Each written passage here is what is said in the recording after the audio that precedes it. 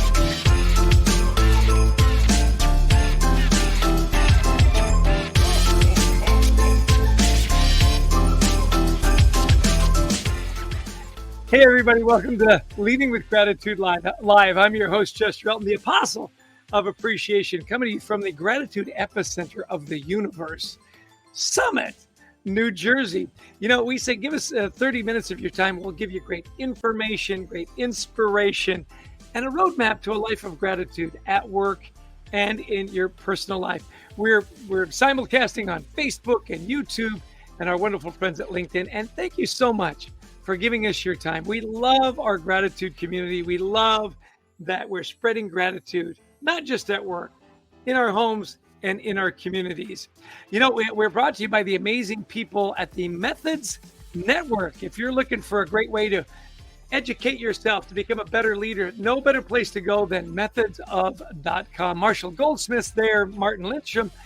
I've got a course there on teamwork, Ortonsla Gentile and Sally Helgeson about how to help women rise. Well, because you're listening to our live broadcast, you can get a discount of 50% if you just put in Gratitude 2021 at checkout. That's methodsof.com, Gratitude 2021 at checkout. Hey, listen, we have an amazing guest for you here today. I have been a fan of Todd Billingsley for a long time. He is a student of leadership. Nobody reads more books on leadership than Todd. And by the way, he just doesn't read them. He can pull out these incredible lessons and from his brain. Let me tell you a little bit about him, a little bit about his background. Todd is a visionary and has single-handedly changed the culture around leadership and development at Boehringer Ingelheim, at BI. Says Rich Boehrin, the executive director of human pharma training and development at Boehringer Ingelheim. Cultures are generally created and driven from the top down. Todd has accomplished something remarkable in that he has built this and grown it from the bottom up. When Todd took over his role, BI had two programs: Management Development Curriculum and Lead. He totally revamped that. It's now BIBL, Build, Boehringer Ingelheim Leadership Development. He built that while managers are trained to be great at hitting their numbers and their benchmarks. Todd believed leaders should be something more. So Build is a year-long program that teaches concepts such as servant leadership, emotional intelligence, and situational leadership, as well as business tactics like strategic and critical thinking. Participants are also evaluated on objective measures and rated on attributes such as emotional intelligence, the Hogan High Potential Model, and the Hogan Business Reasoning Inventory. So far, they've run 5 cohorts of the program, with 40 people going through the program and becoming leaders with the organization. I think it's actually more than that now, Todd. Adrian and I have taught at Build. We are huge fans of Todd Billingsley. Welcome to the program. We're delighted to have you here today.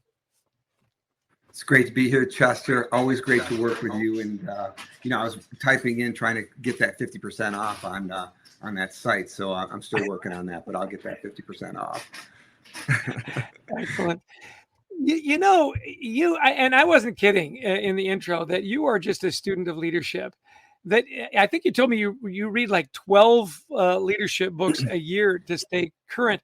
Where did that passion for leadership come from? Yeah, I think, I think anything I want to get into, I have a growth mindset about. I know that's said a lot, but to me, leadership, I think, is a privilege.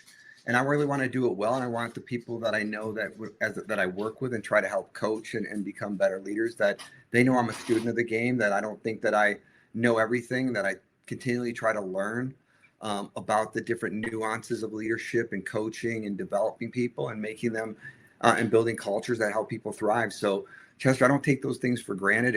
I think it's very serious when you're given the mantle of leadership, because now you're serving others.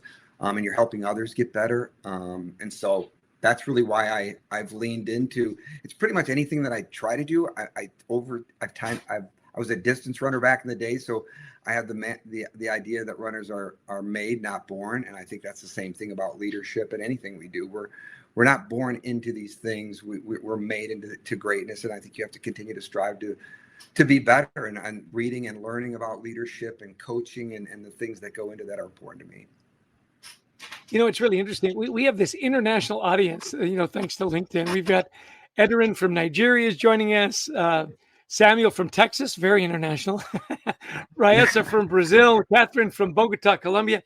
So, your wisdom is getting spread across the planet. Now, it's really interesting because at BI, they've dedicated a lot of resources to their leadership. I don't know of too many companies that actually have a director of leadership. How did that come about? And did you apply for the job, or was it just obvious that you should be the guy? Well, I did apply for the job. I was a commercial business director. And I actually covered Texas, Oklahoma, New Mexico, Florida, other areas in the U.S. I've been in sales since I was 16 years old, but been fascinated with leadership and coaching my whole life. And so when the opportunity came to join the training department, I stepped away from the director role, which shocked many people, to move into this role of the leader of business and leadership development here at BI. And, I won't look back. It's the best job I've ever had. I get to work with amazing people and hopefully get to change and try to change the culture of what leadership and coaching looks like at BI. Yeah. And listen, for those of you that are listening and watching, if you've got questions about leadership or leadership development or discipline, trust me, there's nobody better to ask than Todd Billingsley. How long have you been in this role, and how many people have you had come through your program? Yeah, so I've been in the role going on 5 years. So we took a program that was virtually just, there's 2 programs at Boehringer before I took over. One was called MDC, which was Management Development Curriculum. One was Lead. Basically, it was an overarching kind of program that looked at different parts of the healthcare industry. And so while I thought that was good, I don't think that was enough, especially when you look at leadership today and the complexity that leaders work within, right? We always talk about the VUCA environment, which people work within, the volatility, uncertainty, complexity, and ambiguity that we work in. So leadership had to transform, I believed, at BI. And so we spent time really developing a program called New Leader Development, which went away from management development because I believe we have to build leaders and coaches. And that's where we tried to change the philosophy at BI around leadership and coaching and the mindset around servant leadership and helping people get better. What we tended to do, Chester, was we assessed people's ability to do their jobs well, but we didn't create and prepare them to do their jobs better and really frame the work and tie it to purpose around serving patients. So we built that program, and then we built out a whole program on coaching and leadership for our current leaders and coaches. And then we built the first director and executive level coaching program. And we only have 4 people in my department. So 4 of us are on a mission to really change the culture and the philosophy of leadership and coaching at BI. It's so great that BI is making this investment. How are they expecting it to pay off, or has it already paid off? Yeah. Well, I think it's definitely paid off. When you look, think about the complexity we've been on over the last 2 years with COVID, the social unrest, the fight for equality, not only here but abroad. I think this has been probably the most difficult time for leaders and for managers to work and to lead their people. And so we've seen great resilience. We've seen our cultural engagement surveys improve year after year. When I took over this program, we didn't have much diversity within our leadership ranks. In fact, when I walked into this program, 95% of the people within the program were white males. Nothing wrong with that. These were the people who raised their hand. But, we knew that there was some hidden talent there. And so we used objective means like assessments like the Hogan High Potential, the Hogan Business and Reasoning, EQ assessments to uncover what we said is hidden gems within our organization. Now, if you look at the makeup of our program, the diversity and inclusion is increased, 7-fold. Our ranks now are around 60% female, 40% male. So we have a much greater diversity, a much greater overview of both females and males, and a better diversity in terms of both from a gender and from an overall inclusion and diversity standpoint. So I'm proud about that because, with the makeup of our customers are different and unique. And so I think our leadership program has to appeal to everyone. There's leaders hidden in many organizations, and we just wanted to uncover them. And when we did, more and more people came into the program. They loved the idea of what we thought leadership and coaching was, which was a servant mentality, a transformation mentality, really leaders who could drive engagement, which we know based on the research, and you guys do a lot of great work around this, drives performance ultimately. And so when people saw the program, Chester, they really wanted to sign up for it. They really felt like leadership was an area they want to go into. Excellent. Well, I'm going to introduce her fans to Janice Perkins at the Question Command Center in Wichita, Kansas. And we're getting some questions in the feed there. So, Janice, you got a question for Todd? I do. The question for Todd is, during this workforce dilemma that we're going through, what are you doing to retain and attract talent for employees and leaders in your corporation through your leadership development program? Yeah, that's a great question. It's something we definitely focus on, the great resignation that we've all heard about, the fight for talent. I was reading a study from Deloitte that said by 2030, there will be 85 million jobs that will go unfilled because we just don't have the talent or workforce to fill those roles. That will equate to something like $8.7 trillion in lost revenue. So attracting employees and retaining employees is the utmost from a company like BI and others out there that you guys all serve. So it goes back to our foundational leadership principles: servant leadership, transformational leadership, getting leaders to understand that while they need to understand the business of their job, their ability to engage, to drive employee engagement, to build relationships with their people, both from a personal and professional standpoint. The things that you talk about, Chester, in your book, All In, or Leading with Gratitude, humility, vulnerability, and gratitude, are things that we really talk about on a consistent basis with our leaders, because we know those things not only drive performance, and we're all fighting for performance, but it also drives innovation. But we also know it retains and drives employee engagement. So those things are really foundational tenets to our program, and we do those programs really consistently throughout our organization. And our philosophy is on servant leadership and transformational leadership, emotional intelligence, and building, not only attracting better people, because we believe better people make better leaders ultimately. I hope that answered the question. Listen, people want to work at companies where they care about them. And if you're Yeah, investing in absolutely. me as a leader and becoming a better person, I'm more likely to stay, which is a perfect segue into my next question. And that is, with all the uncertainty, with all the stuff everybody's been through, and we talk about it ad nauseum, right? What areas are you specifically focusing on now that maybe you didn't pre-pandemic? Well, I think the good thing, I'm happy to say, I don't think we're changing anything right now, because we believe that, at the end of the day, the best people make the best leaders. If you look at the research conducted not only in the last 50 years, but if you look at what the Stoics wrote about Marcus Aurelius and others, I think it frames what we've tried to do is that we know that engagement drives performance and drives innovation. That's what all companies are looking to do. How do I optimize the culture within my organization where people can thrive and people can drive performance? And Chester, I know you and I have talked about many studies, but one of the studies I love most was an article that was written in Harvard Business Review in May of 2015 by Bain and Company, which showed that they basically looked at about 350 leaders globally and their teams, and then they stratified them out in terms of performance of those teams, and then they stratified that out even greater on 4 different quadrants of leadership. And there was this group of leaders who are at the top of this pyramid, and Bain basically said there's probably 6 to 8% of leaders who fall in this area.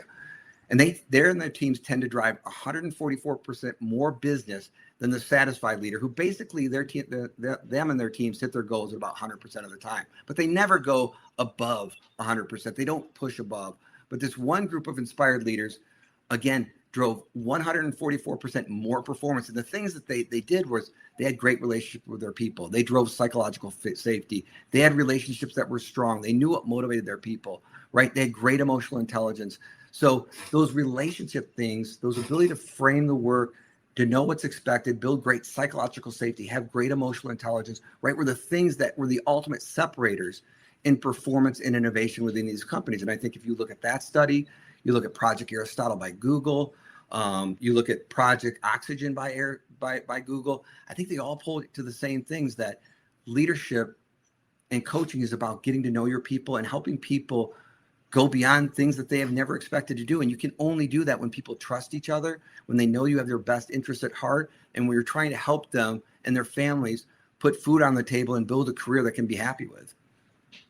Excellent. We've got Fabira joined us from Iran, Brandy from South Carolina, Sayu from Lagos, Nigeria. We've got them from all over the world. Nobody more important, though, than Janice Perkins at the Question Command Center in Wichita, Kansas. We get another question for you, Todd. Hey, Todd.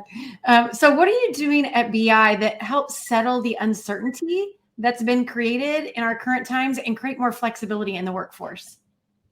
Yeah, we do. That's a great question. There's a lot going on at BI. I'm sure there's a lot going on across the globe with all the people joining here. So I think, as we talked about, I think the one thing that we have to help people, and again, I'm going to preface an article that I think was just written in Harvard Business Review around the need for leaders to face reality. As we say, let's face the bitter truth, right? And then let's come up with options and ideas of how we move forward. So the biggest thing we could do in certain times is find certainty, right? Have a vision. I think we talk about vision and mission. What is our ultimate purpose at BI? It's really to serve patients, right? And by serving patients, we have to first serve our people. Next is, what are the things that we control?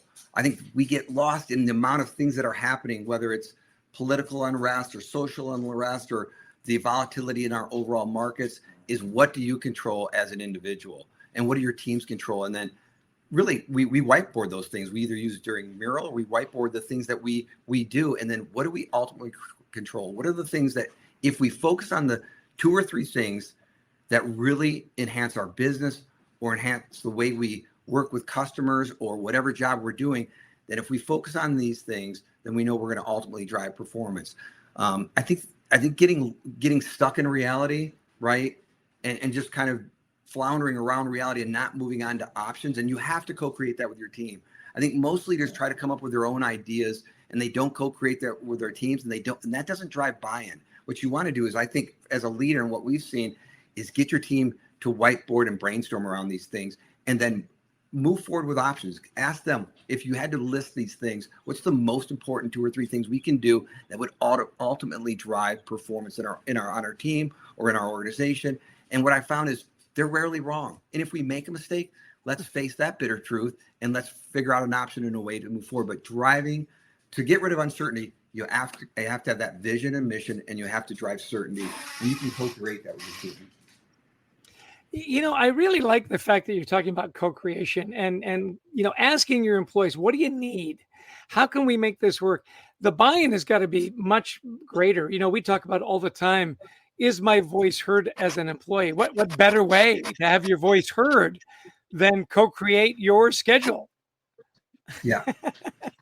Yeah. That was my dog, Brody. He's part of my my leadership team at home.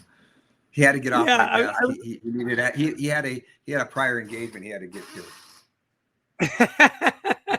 That's what you love about live video, right? Hey, we're going to take a little break right here and thank our sponsors again, the folks at Methods Of. It really is a remarkable platform at Methods Of. They've got all kinds of courses. You can subscribe. You can get a subscription for a year. We've got CEOs in there, executive coaches, business leaders, some of the best on the planet. One of my favorites is Martin Lindstrom over down there in the bottom left-hand corner. He's just a remarkable marketing genius, and you can learn so much from him.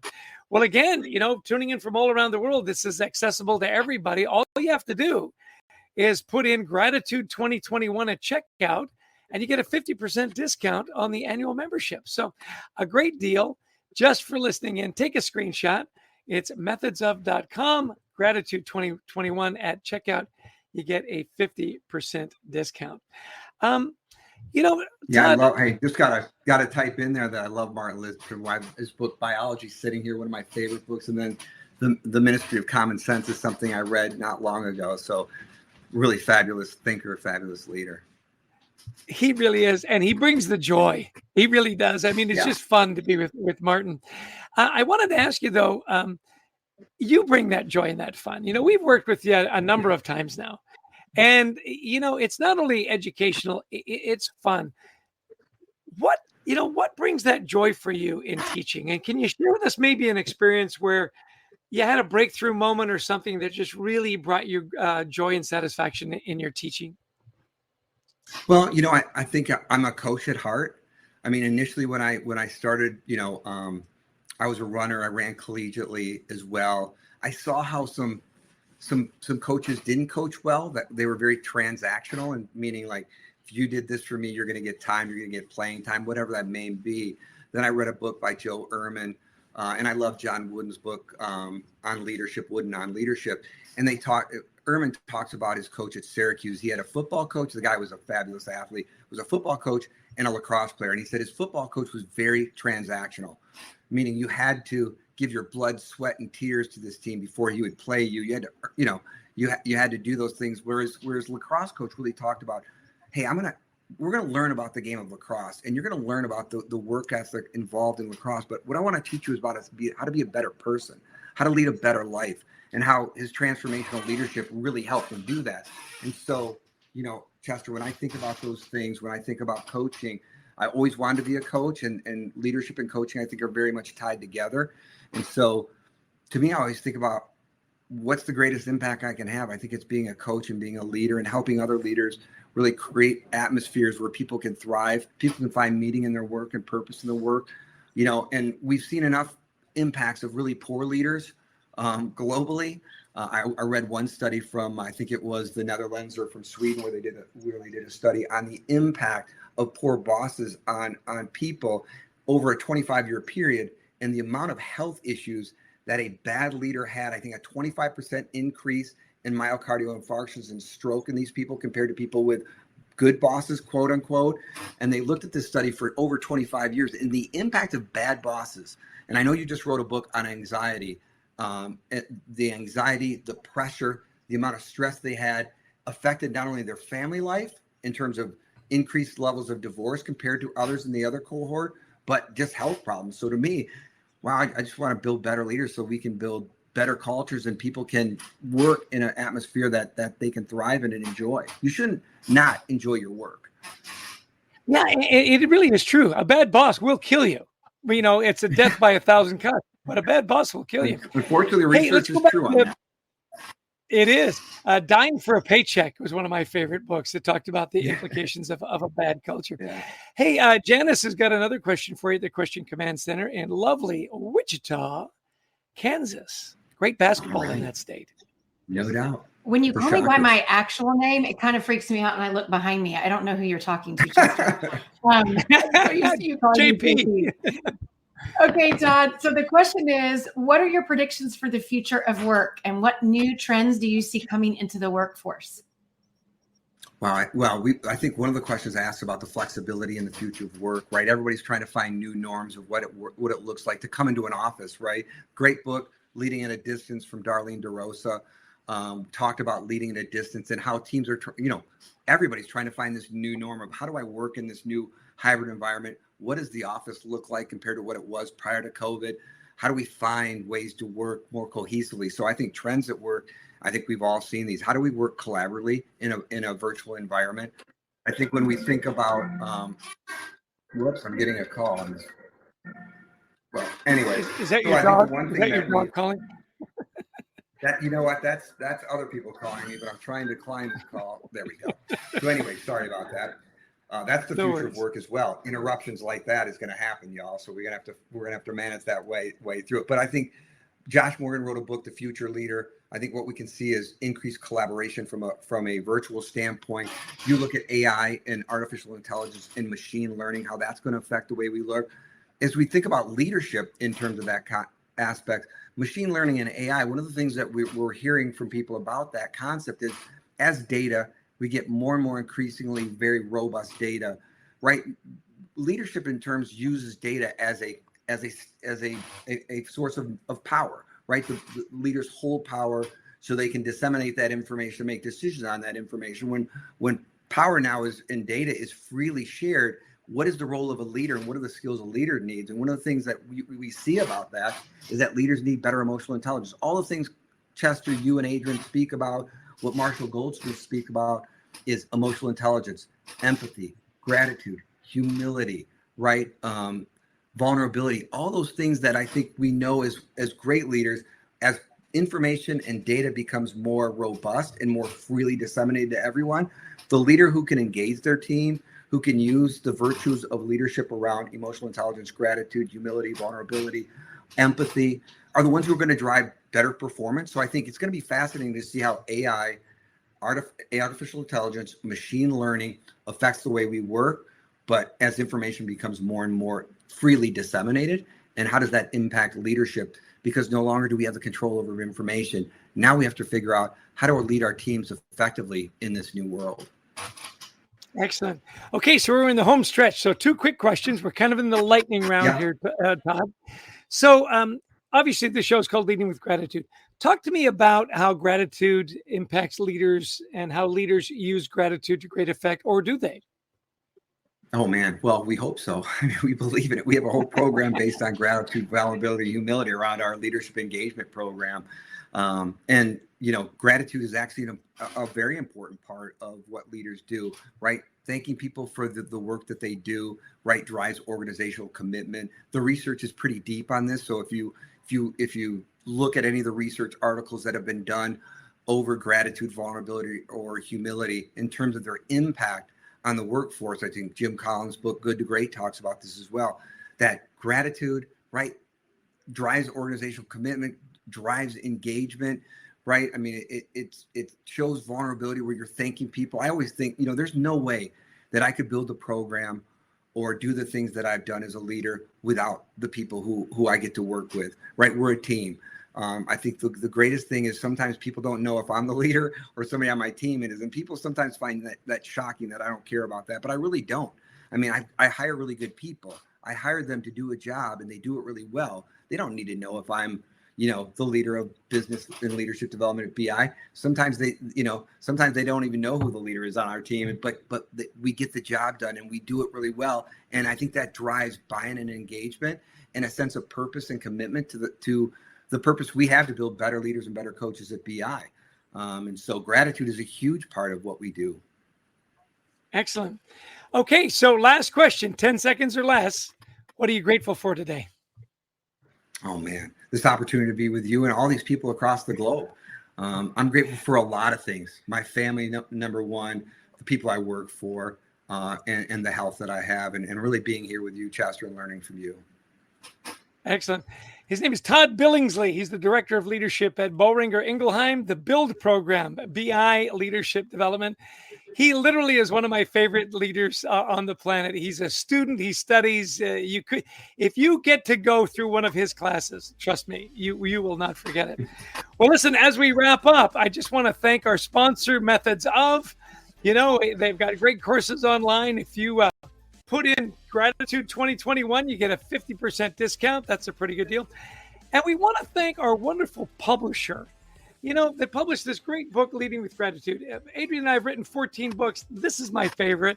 Alan Mulally, the guy that saved the Ford Motor Company, said, I love, love, love this book. And a not so subtle call to action.